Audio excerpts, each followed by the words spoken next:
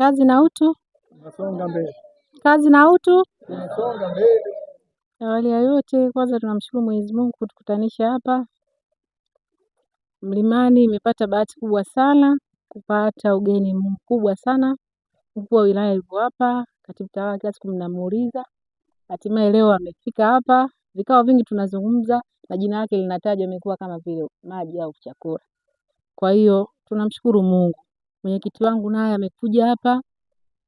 Ugeni ni mzito sana. Tuna bahati sana na tunashukuru sana awamu yetu ya 6.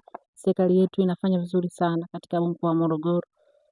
Tunamshukuru Rais wetu Mama Samia Hassan Suluhu, anafanya kazi nzuri sana pamoja na uongozi wake.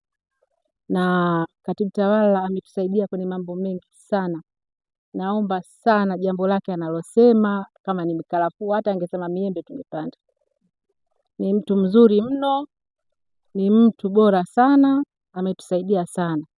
Na mkuu wa wilaya hapa anaiongoza Morogoro yetu. Nadhani nimeona mifano mikoa mingine na Morogoro. Hamuoni tofauti? Tofauti ni kubwa sana. Sisi ni wenye bahati sana. Na Mlimani tumebahatika mno katika kata zote. Safari hii ni kama Musa ametumwa kuja kutuokoa katika kata yetu. Makofi kwa katibu tawala kwanza. Makofi mengine kwake. Tunashukuru sana na ushukuru sana uongozi huu wa awamu hii ya 6 ikisimamiwa na mama yetu kipenzi. Mama anafanya mambo mengi na tunaona tu miundombinu yetu inavyokwenda kukamilika. Miradi mingi imekwenda kufanyika ya hela nyingi. Kwa mfano tu mtaa mmoja umegharimu milioni 120. Kama mtaa tu haka. Na bado tumebakiza mitaa 4 ambayo itakwenda kukamilika yote. Ni pesa nyingi, serikali inajituma kwa ajili yetu na kujitoa. Kwa hiyo na sisi tuonyeshe umoja wetu. Tuipende serikali yetu, tuitunze, tuiombee Mungu, tumuombee uongozi wetu. Mama Samia naye tuendelee kumuombea, Mwenyezi Mungu amjalie ayatekeleze majukumu yake kwa amani na utulivu.